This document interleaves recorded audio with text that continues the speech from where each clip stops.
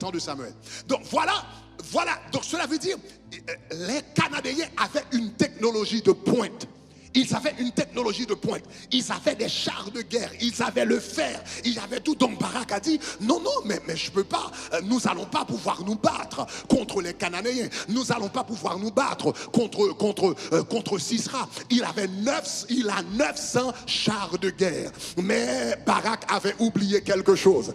Dans la bataille contre l'ennemi, dans la bataille contre l'adversaire. J'ai dit dans la bataille contre celui qui se trouve devant toi. Le plus important, ce n'est pas les instruments de guerre que possède l'ennemi, mais c'est le Dieu qui est avec toi. C'est le Dieu qui est autour de toi. C'est le Dieu, qui combat pour toi. Parce que j'ai entendu le psalmiste dire, celui s'appuie sur leurs chars et ceux-là sur leurs chevaux. Mais nous invoquons l'Éternel, notre Dieu, disons gloire. Le plus important, c'est pas les instruments. L'ennemi peut tout avoir à sa disposition. Mais si tu as Dieu, tu as tout. Si tu as Jésus, tu as tout. Si tu as le Seigneur, tu as tout. Si tu as le Saint-Esprit, tu as tout. Dis-moi gloire. Donc Barak avait peur. Il vivait dans la panique.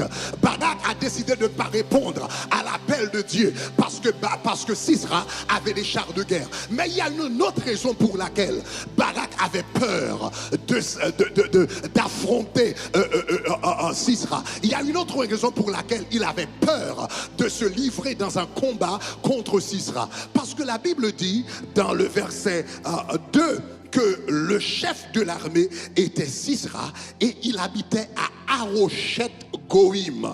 La deuxième raison, c'est qu'il habitait à Haroshet Goïm.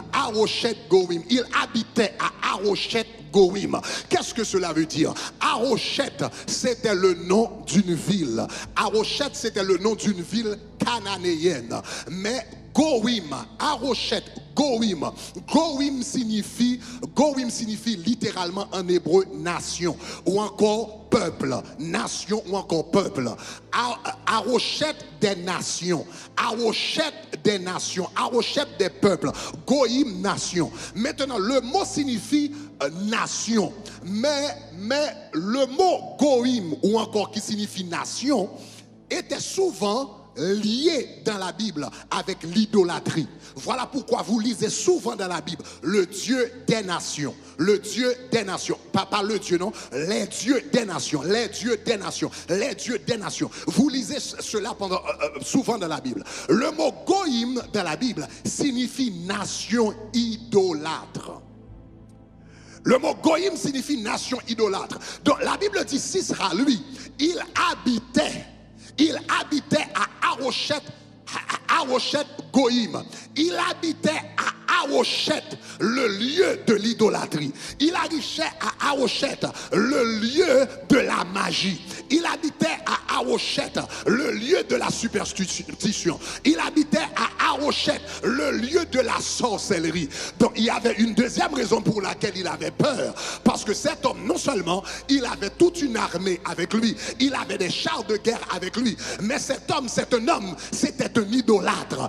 Haroshet était connu pour l'idolâtrie. Haroshet était connu pour la magie. Haroshet était connu pour la sorcellerie. Et voilà, cet homme était le chef d'Haroshet. Donc le chef de la magie, le chef de la sorcellerie, le chef de l'idolâtrie. Donc il avait peur parce qu'il savait que cet homme non seulement avait des chars de guerre avec lui, mais il avait également des puissances démoniaques avec lui. Donc Barak avait peur non seulement des chars de guerre, mais il avait peur également des accompagnements démoniaques. Il avait peur des démons. Mais